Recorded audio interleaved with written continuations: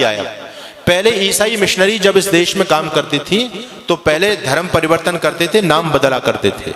अब वो लोग भी सतर्क और सावधान हो गए, वो लोग अब नाम नहीं बदलते, क्योंकि नाम बदलेंगे तो लोगों की आंख खुल जाएंगी, अरे हमारे इतने भाई कन्वर्ट हो गए, ईसाई बन गए। तो नाम वही रखते हैं लेकिन अंदर से धर्म परिवर्तन करा देते हैं, जिससे हम लोग गफलत में सोते रहे। आप लोगों ने छत्तीसगढ़ के मुख्यमंत्री होते थे, नाम था अजीत जोगी। नाम सुनकर के आपको क्या लगता है जी, कौन होगा? अजीत जोगी। आपको लगेगा कि हमारे आदित्यनाथ योगी का ही भाई होगा अजीत जोगी को। नाम हिंदुओं जैसा उस व्यक्ति का, लेकिन व्यक्ति कौन था? ईसाई, पक्का ईसाई। उस व्यक्ति ने सत्ता में रहते रहते लाखों लोगों को कन्वर्ट किया, और जब वो व्यक्ति मर गया तो ईसाई रीति रिवाज के द्वारा उसको दफनाया गया, उसका अंतिम क्रियाकलाप किया गया।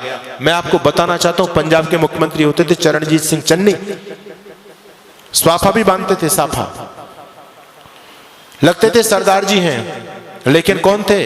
क्रिश्चियन।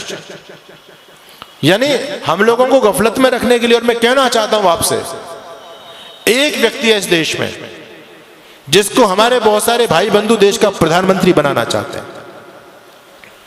नाम क्या है जी? राहुल गांधी। ठीक है, हो सकता मेरी बात से लोगों को कुछ मिर्च भी लगे।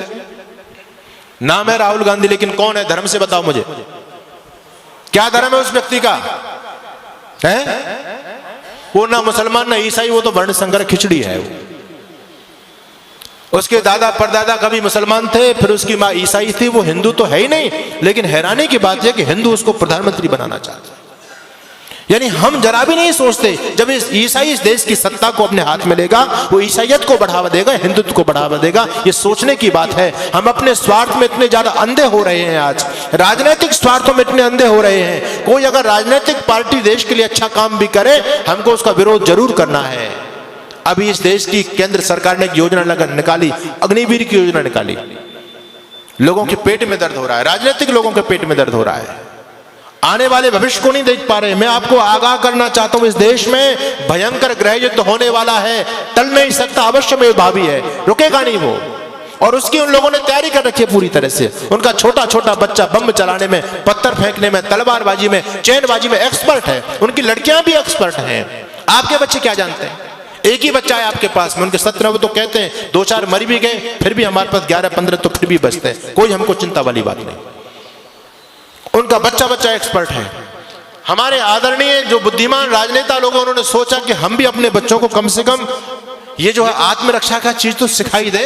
जब देश के हालात बदलेंगे तो कम से कम स्वयं की रक्षा कर पाएंगे, अपनी बहन बेटी अपने बच्चों की रक्षा तो कर सकते हैं वो लोग। इसके लिए अग्निवीर योजना चलाई गई कि हर एक बच्चे को सैनिक शिक्षा दी जाए। अच्छी योजना है, इसका विरोध नहीं करना चाहिए, इसका सम्मान करना चाहिए। हर बच्चे को ये सैनिक शिक्षा मिले, क्योंकि आने वाला समय बहुत भयंकर है। आपके घर में लाठी तक नहीं है, आपका बच्चा कुछ जानता ही नहीं है, आप कैसे उन विधर्मी लोगों से टकराओगे?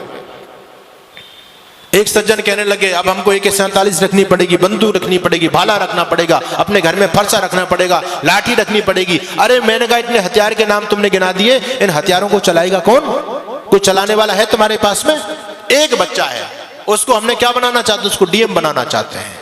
वो लोग कहते हैं हिंदू इतना मूर्ख प्राणी है धरती पर, एक बच्चा करके अपने बच्चों को DM बनाना चाहता है। हम 17 बच्चा पैदा करते हैं, इस देश का PM अपना बनाएंगे। जिस दिन इस देश का PM हमारा बन जाएगा, DM कुछ नहीं बेचेगा, शासन हमारे हिसाब से चलेगा। क्या लोगों की योजना है? हमसे ज्यादा सोच रहे हैं वो लोग। आप एक बच्चा करके उसको सरकारी नौकर बनाना चाहते हैं, और वो 10 बच्चा पैदा करके सरकारी अपना बनाना चाहते हैं। बताओ किसकी योजना में ज्यादा दम है? हम तो कहीं नहीं ठहरे उनके सामने। उनका इतना समर्पण देखो। आपको मैं धन्यवाद करूंगा कि आज हमारे नौजवानों की संख्या है, यहाँ बच्चे भी आते हैं, बहुत कम उपस्थिति में आते हैं, लेकिन उनकी मस्जिद के अंदर आप जाकर के देखो कितने नौजवानों की फौज है वहां, क्योंकि वो उस काम को कंपलसरी समझते हैं।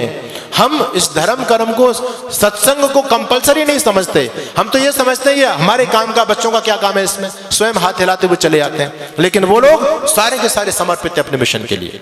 इसलिए मैं आपके बीच में निवेदन कर रहा हूं, भयंकर आंधियां चलने लगी हैं, ज्वार को पैदा करो। मैं तो एक बात कहता हूं साहब, अब भाईचारे की बात बंद कर दो। अपने वजूद को, अस्तित्व को बचाना चाहते हो तो अब कट्टरता अपने अंदर पैदा करो।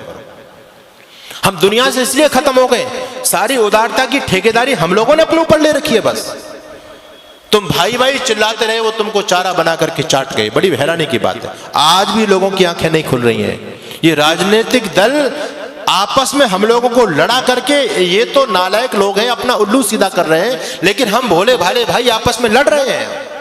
उनके षड्यंत्र को नहीं समझ पा रहे हैं हम पूरी तरह से। आप लोगों को अभी उदयपुर में जो हुआ, एक केवल ट्रेलर देखा है, फिल्म चलनी बाकी है। द कश्मीर फाइल आपने देखी है, ये 30 साल पहली घटना है। अगर इसी प्रकार से सोते रहे तो 30 साल बाद देखना गली गली में कश्मीर फाइल चलेगी। अभी उनकी आबादी केवल 25% है सरकारी आंकड़े के हिसाब से, और 25% रहने के बावजूद भी वो आपको सड़कों पर नहीं निकलने देते। रामनवमी का जुलूस नहीं निकाल सकते आप, हनुमान जयंती का जुलूस नहीं निकाल सकते आप। निकालने का प्रयास किया, क्या स्थिति हुई। आपके राजस्थान में बहुत सारे जिले हैं, आप वहां जाकर के देख लीजिए। हम 26 जनवरी 15 अगस्त पर तिरंगा यात्रा नहीं निकाल सकते। अभी वो केवल 25% है, तब आपको सड़क पर नहीं निकलने दे रहे हैं। जिस दिन 40 और 50% हो जाएंगे, आप लोग क्या सोचते हैं कि आपको अपने घर में रहने देंगे? वो संभव ही नहीं है। अपने